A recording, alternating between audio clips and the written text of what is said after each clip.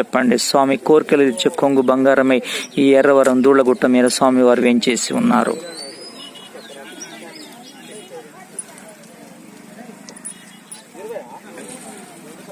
రెండు మాటలు చూస్తుంది.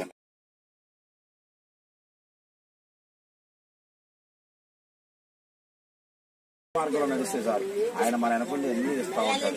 ఇది సత్యమైనటువంటి మాట. అందుకనే తొందరగా మీ బాబుకి కళ్యాణ యోగం తొందరగా.